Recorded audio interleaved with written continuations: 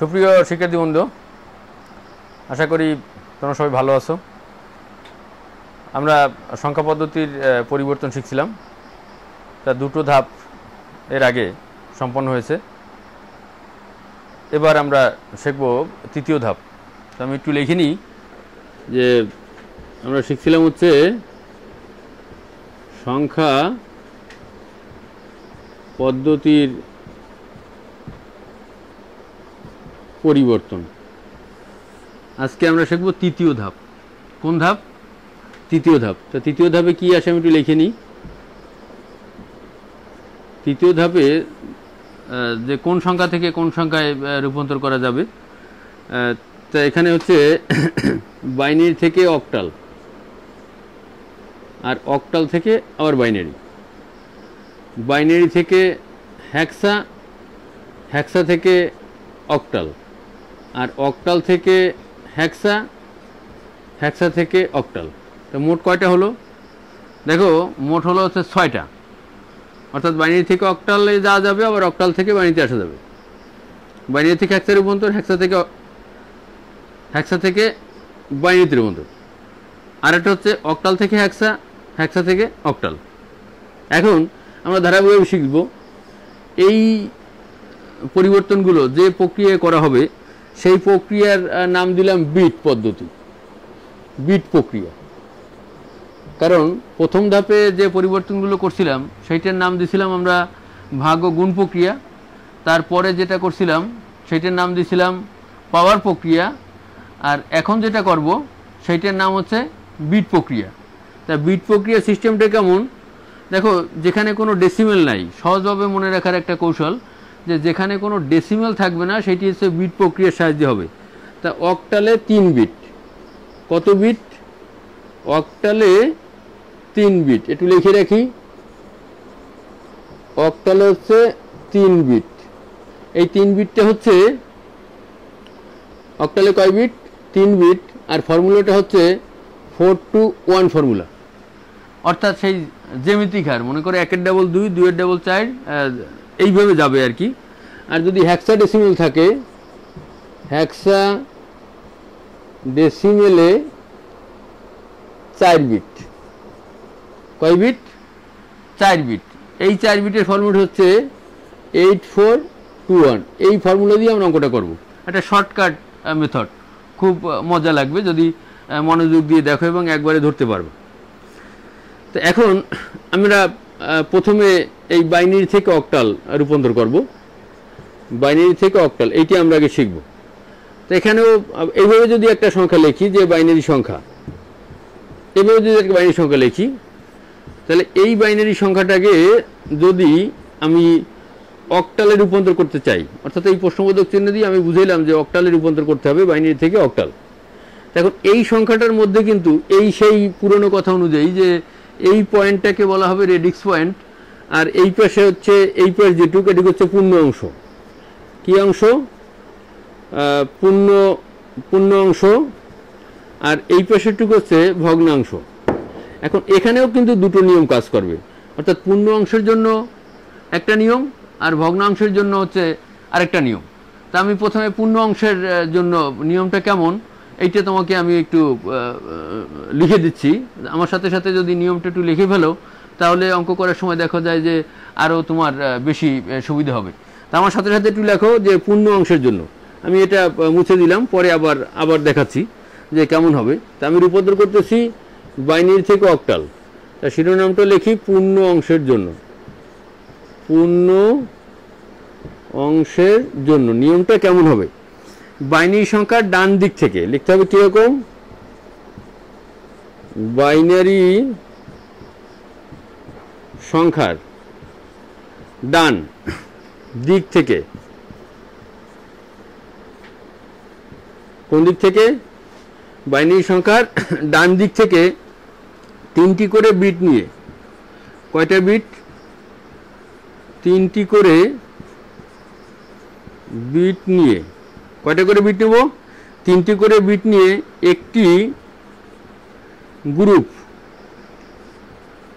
একটি গ্রুপ বা প্যাকেট। কি হলো কথাটা? বাইনারি সংখ্যার ডান দিক থেকে 3টি করে বিট নিয়ে একটি গ্রুপ বা প্যাকেটে ভাগ করে পর্যায়ক্রমে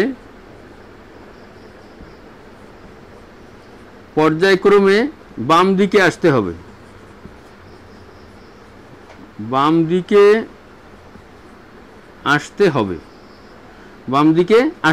যদি বাম দিকে খালি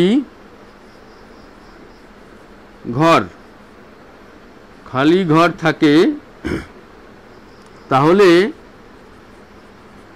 0 দ্বারা পূর্ণ করতে হবে 3টি বিট বানানোর জন্য।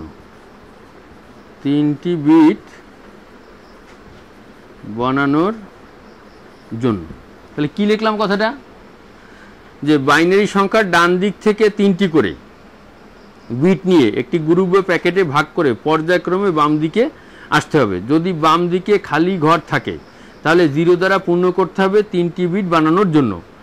এরপরে মানটা সাজিয়ে লিখলেই আমরা সেই কাঙ্ক্ষিত রেজাল্টটা পেয়ে যাব। তা কিভাবে, আমি এবার লিখে মুছে দিই, তোমাদের নিশ্চয়ই লেখা হয়ে গেছে এতক্ষণে। তো এখন দেখো যে কেমন হয়, যে বাইনারি থেকে অক্টাল যদি আমরা করি, তাহলে আমি যদি লিখি এই একটা অঙ্ক আমি লিখলাম বাইনারি, এইটাকে রূপান্তর করতে হবে অক্টালে। তাহলে এটা একটা পূর্ণ অংশ, কারণ এখানে কোনো সেই রেডিক্স পয়েন্ট নাই। তা আমি এই সংখ্যাটাকে আবার নিচে সুন্দর করে একটু লিখি, পরিষ্কার করে দেখি কেমন হয়। 1 2 3 4 0 1 1। এখন কথা ছিল কি নিয়মে, দেখো খেয়াল করে, তোমার খাতায় তো লেখা আছে নিশ্চয়ই, যে ডান দিক থেকে শুরু করে 3টে করে প্যাকেট নেব।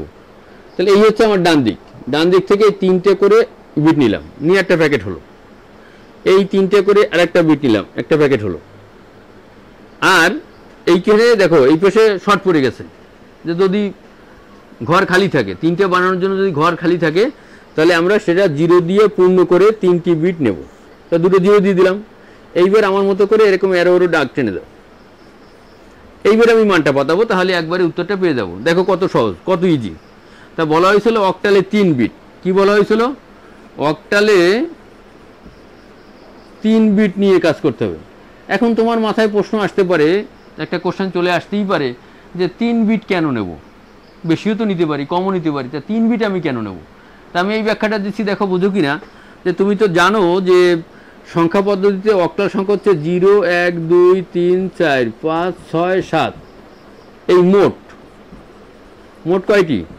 8টি। আর বাইনারির বেস বা ভিত্তি, বাইনারির বেস বা ভিত্তি হলো 2, ঠিক কিনা? এটা তো আমাদের জানা, আগে আমরা শিখে ফেলছি যে অক্টাল সংখ্যায় 3 বিট কেন নেব। আমার কোশ্চেনটা হচ্ছে যে অক্টালে আমি 3 বিট কেমন নেব, এই ব্যাখ্যাটা আমি দিচ্ছি। যে অক্টাল সংখ্যা মোট হচ্ছে 8টা, 0 1 2 3 4 5 6 7 এই পর্যন্ত। তাহলে মোট হচ্ছে 8টি, আর বাইনারি বেস 2। এই কারণে দেখো এই 2 এর পাওয়ার যদি 3 দিই তাহলেই কিন্তু 8 হয়। 2 এর পাওয়ার 3 দিলে কত হয়? 8 হয়। এই কারণে অক্টালে আমরা 3টি বিট নেব একত্রে। আর হেক্সাডেসিমেলে 4 বিট কেন নেব? হেক্সাডেসিমেলে মোট অঙ্ক সংখ্যা হচ্ছে 16টি। এটাও একবারে বলি, হেক্সা সংখ্যায় মোট বিট হচ্ছে, মোট অঙ্ক সংখ্যা হচ্ছে কয়টি? 16টি। আর 16টি পূর্ণ করার জন্য 2 এর পাওয়ার 4 দিলেই কিন্তু 16 হয়। আর এই কারণেই হেক্সাডেসিমেল হচ্ছে 4 বিট। আর বিটের সিস্টেমগুলো সবসময় এরকম যাবে, সবসময় এটা মাথায় রাখবা। গেট করতে গেলেও কিন্তু কাজে লাগবে এইটা সবসময়, যে বিটের সিস্টেমগুলো প্রথমে 1, তারপরে 2, তারপরে 4, তারপরে 8, এবার ডাবল করে, এরপরে এদিকে যত লাগবে 16 32 64 এইভাবে যাবে। তাহলে আমার এই অঙ্কটা এখন কেমন হবে? তাহলে এটা আমি আশা করি বুঝাতে পারছি যে অক্টালে কেন 3 বিট আর হেক্সায় কেন 4 বিট। এইবারে আমি উত্তরটা কীভাবে লাগবো, আমি আমার মতো করে খাতার, তোমরা সবাই খাতার বাম পাশে আমার মতো করে এই ফর্মুলাটা লিখে রাখো। দেখো কত ইজি আমি উত্তরটা বের করতে পারি। 4 to 1 আমি লিখলাম। কি লিখলাম? 4 to 1 লিখলাম। এইবার আমি এই জায়গায় রেজাল্টটা তৈরি করব। এই জায়গায় রেজাল্টটা কত এটি লিখবো, তো এখানে লিখবো 0 আর এখানে লিখবো 1 1, মানে এই তিনটে গ্রুপকে আমি এর নিচে নিয়ে আসলাম। তো এই যখন নিয়ে আসলাম তখন দেখো এই যে ওয়ানটা, এই ওয়ানগুলোকে বলা হয় অ্যাক্টিভ, বিভিন্নভাবে বলতে পারো, অ্যাক্টিভ, সচল বা ইয়েস, আর এই 0 মানে ইনঅ্যাক্টিভ বা নো। তাহলে যেটা নো আছে বা ইনঅ্যাক্টিভ আছে এইটা কাউন্ট করা যাবে না, এটা বিবেচনায় আনা যাবে না। তাহলে এখন অ্যাক্টিভ আছে কয়টা জায়গা, দুটো জায়গা। তাই প্রথম যেখানে অ্যাক্টিভ আছে, দেখো প্রথম যেখানে অ্যাক্টিভ আছে তার উপরে মাথায় মান হচ্ছে কিন্তু 1। দ্বিতীয়বার যখন অ্যাক্টিভ আছে 1, সেই জায়গায় মাথায় মান আছে 2। তার রেজাল্ট হবে কিন্তু এই যে দুটো অ্যাক্টিভ থাকবে তার যোগফল অর্থাৎ 3, অর্থাৎ এটা রেজাল্ট লিখতে পারি আমি 3। আমি কি বুঝাইতে পারলাম বিষয়টা? আবার একটু দেখো, খুবই সহজ জিনিস, একদম একদম সহজ, যে আমি আমার ফর্মুলাটা খাতায় লিখবো, কারণ অক্টালে 3 বিট, সেই ফর্মুলাটা আমি লিখবো 4 to 1। লেখার পরে আমার যে 3টে বিট, সেই 3টে বিট আমি এর নিচে লিখবো 0 1 1 লিখলাম। লেখার পরে আমাকে জানতে হবে যে 1 1 যেখানে আছে সেটা হচ্ছে অ্যাক্টিভ, অর্থাৎ সেই জায়গাটা আমি বিবেচনায় আনবো। আর যেখানে 0 আছে সেটা হচ্ছে ইনঅ্যাক্টিভ, আমি বিবেচনায় আনবো না, অর্থাৎ এটা আমার বিবেচনা আনবো না। তা বিবেচনায় আনবো হচ্ছে এই দুটো জায়গা। তা প্রথম যখন অ্যাক্টিভ আছে এই জায়গাটা, তার মান আছে কত, 1। দ্বিতীয়বার যখন অ্যাক্টিভ আছে 1, তার উপরে মান আছে কত, 2। তাহলে এই যে জায়গাটা অ্যাক্টিভ থাকবে সেই দুটার রেজাল্ট হবে কিন্তু, সেই দুটার যোগফল হবে রেজাল্ট। এই দুইটার কি যোগফল সবসময় এইভাবে কাজ করবে, এইভাবে কাজ করবে, ফলাফল আসবে। তো এই দুইটার যোগফল হচ্ছে 3, তাই আমি 3 লিখলাম। তো একটা হয়ে গেল। আমি সেকেন্ডটা আবার দেখি কত হয়। তোমরা নিশ্চয়ই বলতে পারবা যে সেকেন্ডটার রেজাল্টটা কত হবে। এখানে কয়টা অ্যাক্টিভ আছে, এই যে এই গ্রুপটাকে নিয়ে আসলাম। কোন গ্রুপ, 1 1 1। এইবার দেখো, বলো তো তোমরা অনেকেই এখনই বলতে পারবো যে আসলে রেজাল্টটা কত। এখানে অ্যাক্টিভ আছে কয়টা জায়গা, 3টে জায়গায় অ্যাক্টিভ আছে। তাহলে 4 যোগ 2 যোগ 1, এই সব কটার যোগফল, অর্থাৎ 4 আর 2 6 আর 1 কত, 7। তো এইটার রেজাল্ট কত, 7। পরের বার এটা শেষ। এখন দেখো এইখানে এবার এই যে বিটটি, 3টে বিট এর নিচে নিয়ে আসো, 0 0 1। এইখানে দেখো দুটো ইনঅ্যাক্টিভ আছে, তাহলে এই দুটো কাউন্ট হবে না। এইখানে অ্যাক্টিভ আছে 1, এই 1 এর মাথায় কে আছে, 1 আছে, তাহলে এইটার রেজাল্ট হবে 1। উত্তরটা কিন্তু হয়ে গেছে, আমার অঙ্ক করা শেষ, অর্থাৎ একবারই রেজাল্ট হয়ে গেল। অতএব আমি লিখে দেব এইখানে 4টে 1, 1 2 3 4, 0 1 1, 4টে 1 0 1 1। এটা বাইনারিতে ছিল, আমার রূপান্তর হয়ে গেল অক্টালে। তখন লেখো 1 7 3 দিয়ে 8। অর্থাৎ এই অক্টালে যখন রূপান্তর হবে তখন একটা জিনিস মাথায় রাখবা, যে এর ভিতরে যে সংখ্যাগুলো থাকবে সর্বোচ্চ বড় সংখ্যা থাকবে কিন্তু 7, তার চেয়ে বেশি বড় থাকতে পারবে না। তাহলে এটা আশা করি বোঝা গেল যে কিভাবে বাইনারি সংখ্যা থেকে অক্টাল সংখ্যায় রূপান্তর হবে যদি অঙ্কটা পূর্ণ অংশ হয়, যদি ভগ্নাংশ না থাকে। এইবার তোমাকে আমি দেখাবো যে এই অঙ্কটা পূর্ণ অংশ না হয়ে যদি ভগ্নাংশ হয় তাহলে কেমন হয়। এটি একটু আমার সাথে সাথে দেখো, তাহলে একটু লিখে ফেলো। এবার আমি লিখবো ভগ্ন অংশের জন্য, কি লিখবো, ভগ্ন অংশের জন্য। একটু লেখো ভগ্নাংশের জন্য কেমন হয়। ভগ্নাংশের জন্য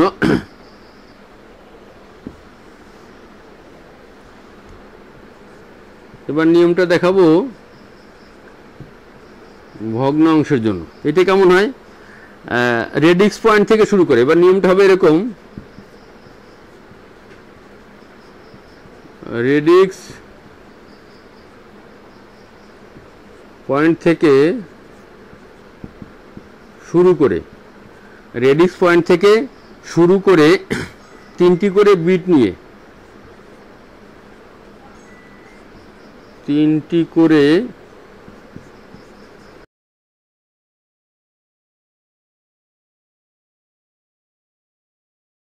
শুরু করে 3টি করে বিট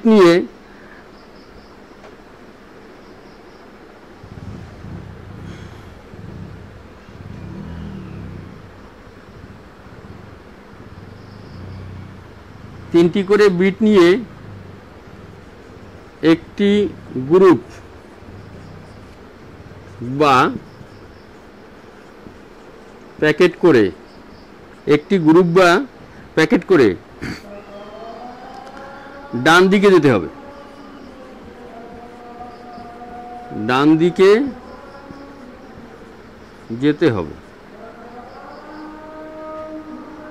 দিকে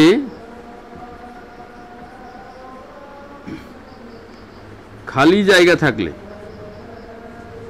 খালি ঘর থাকলে 0 দিয়ে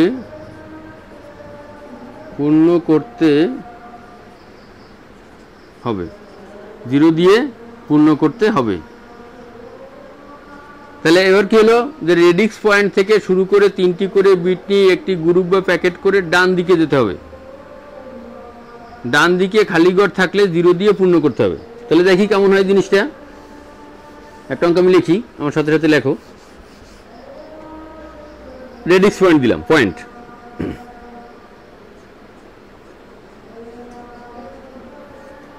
এটা বাইনারিতে আছে, আমি রূপান্তর করবো হচ্ছে অক্টালে। তাহলে এইটি আমি আবার নিচে লিখি, দেখো কেমন হয়, আমার মতো করে লেখো। 4টে 1,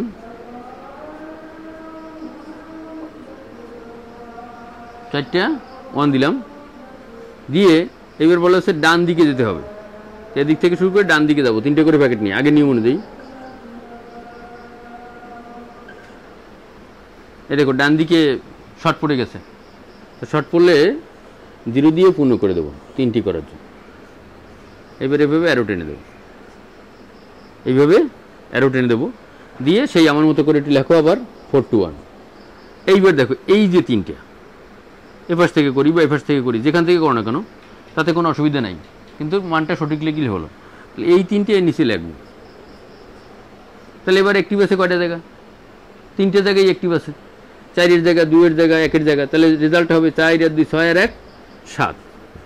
পরে আবার দেখো এই 3টে লাগবে এর নিচে। এইবার অ্যাক্টিভ আছে কয়টা জায়গা? 2টো জায়গা, কারণ এই 4-এর জায়গায় অ্যাক্টিভ আছে, 2-এর জায়গায় অ্যাক্টিভ নাই, 1-এর জায়গায় অ্যাক্টিভ আছে। তো এইবার রেজাল্ট হবে 4-এর 1 কত? 5। নিশ্চয়ই ধরতে পারছো।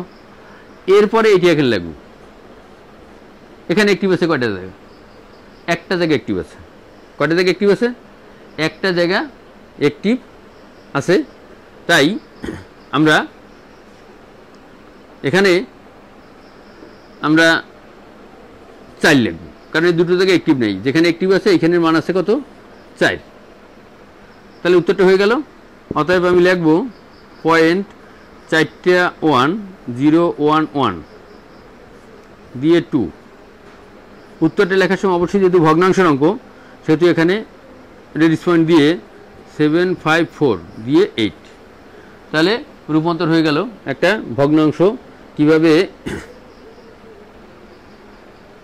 অক্টালে রূপান্তর করা হবে। এবার আমি একসাথে পূর্ণাংশ এবং পূর্ণ সংখ্যা ভগ্নাংশ যদি থাকে তাহলে কেমন হবে, এটা দেখলে আরও একটু ক্লিয়ার হয়ে যাবে আশা করি। তো আমি একটা সংখ্যা লিখি,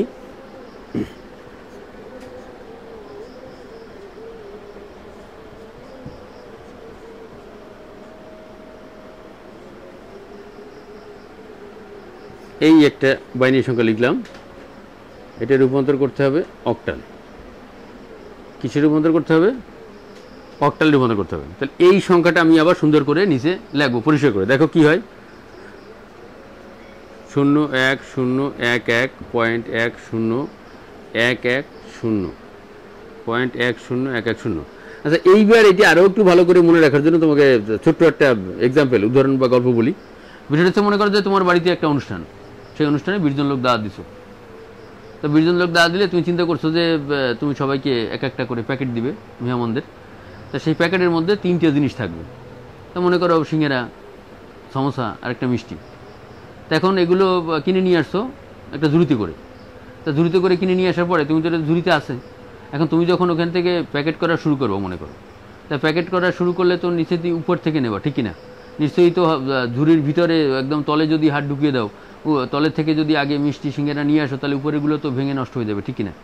তো এইটা মনে রাখবা যে এই যে রেডিক্স পয়েন্ট, এইটি হচ্ছে সেই তোমার ঝুড়ির উপরের অংশ।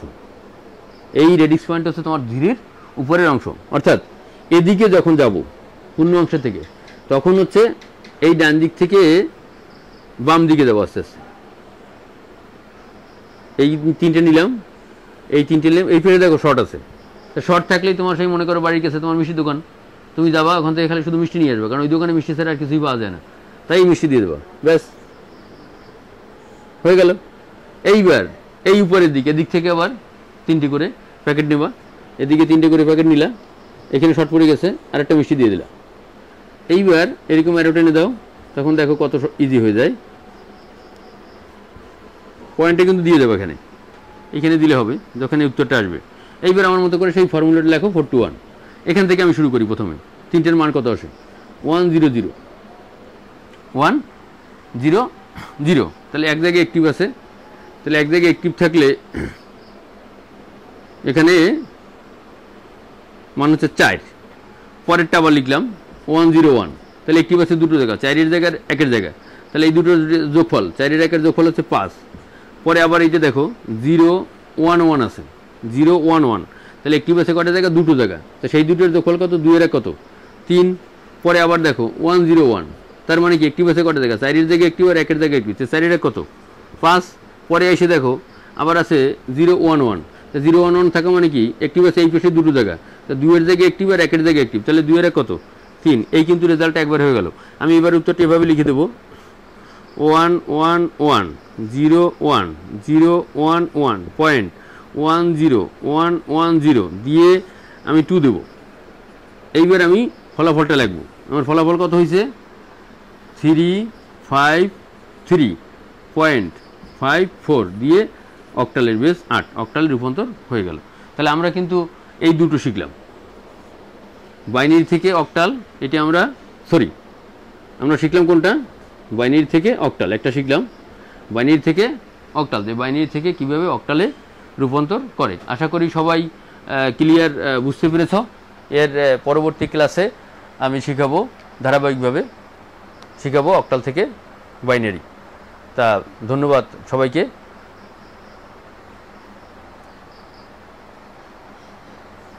আর আমার ক্লাস যদি ভালো লেগে থাকে তাহলে অবশ্যই একটু সাবস্ক্রাইব করার জন্য অনুরোধ করছি।